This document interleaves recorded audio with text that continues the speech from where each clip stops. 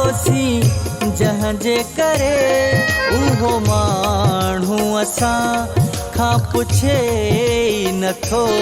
हाल पंहिंजो विञायोसी जहाँ जे करे उहो माण्हू असां खां पुछे ई नथो। जंहिंखे दिलि पंहिंजीअ जो ते हाल चयो उन माण्हू छिनी अॼु आधार कयो।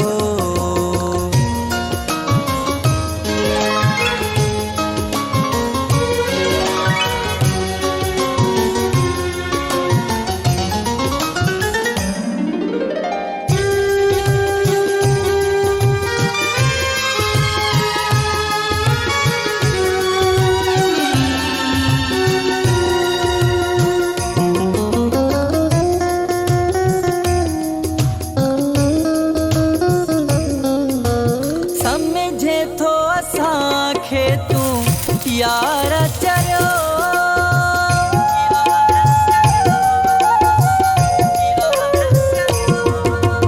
सम्झे थो असांखे तूं यार चयो।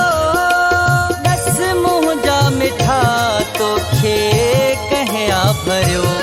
माण्हू अहिड़ो पढ़ाए विया यार तोखे छिनी खां करे व्याधार तोखे।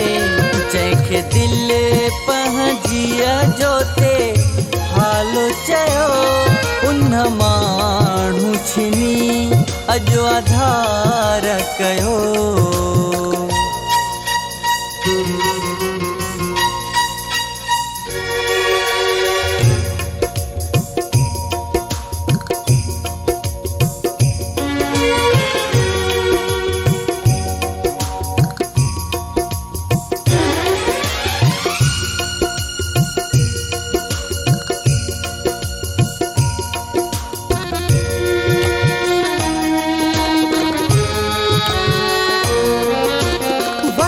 अहिड़ो असांजो यार आयो।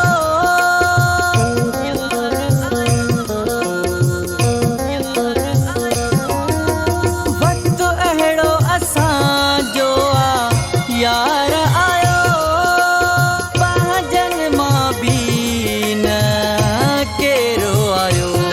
वक़्त साबित कयो अहिड़ो हाल आहे जिल मासी से कोन कांधी थिया। जंहिंखे दिलि पंहिंजीअ जो ते हाल चयो उन माण्हू छिनी अॼु आधार कयो।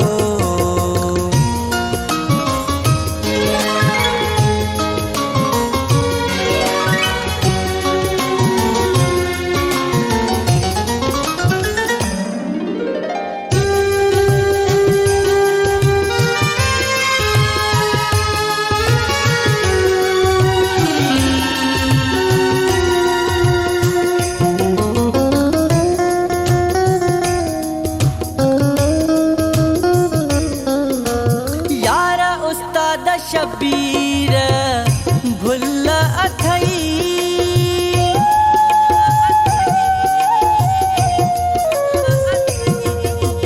यार उस्ताद शबीर भुल अथई।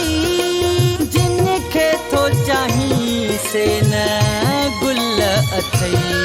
अहिड़ी जाइ ते तोखे धिकारे विधा गंदरा धारिया कोन पंहिंजा थींदा। जंहिंखे दिलि पंहिंजीअ जो ते हाल चयो उन माण्हू छिनी अॼु आधार कयो। हाल पंहिंजो विञायोसी जहाँ जे करे उहो माण्हू असां खां पुछे ई नथो।